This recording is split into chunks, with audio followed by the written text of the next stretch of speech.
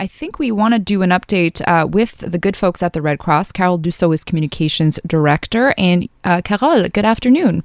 Good afternoon. Thanks so much for joining us. How are you doing?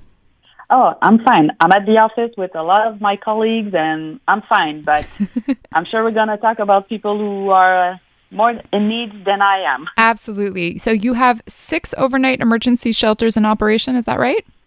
Yes, we are partners with the city of Montreal in 6 specific shelters, emergency shelters, where people can go and sleep overnight. Are there certain zones that are more problematic than others in Montreal right now? Well, in fact, I will relate this information to Hydro-Québec and the city, but what the city has tried to do is to open shelters in different boroughs. So we are at the Red Cross. We are helping them to open with material, cough, blankets, other things that people could need, and also be there overnight to make sure that everything is okay.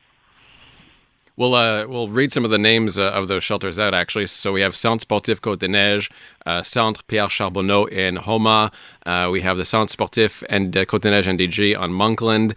In Montreal West, we have the Centre communautaire Marcel-Giroux. That's in Verdun. Yes.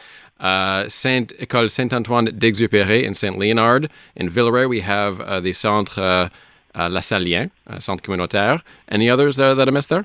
Not for now.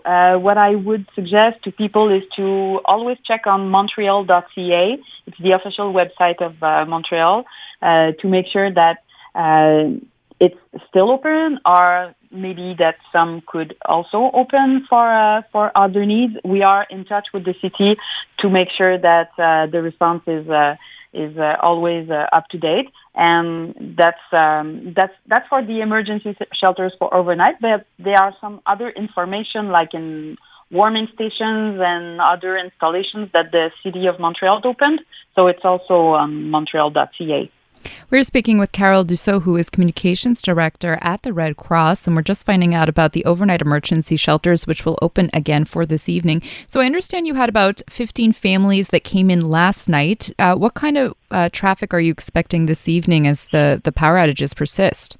Yeah, well, it's hard to say because we had between 30 and 40 people overnight, mostly adults, and it's hard to say because we don't know if the power get back to people, then they will, of course, probably stay home.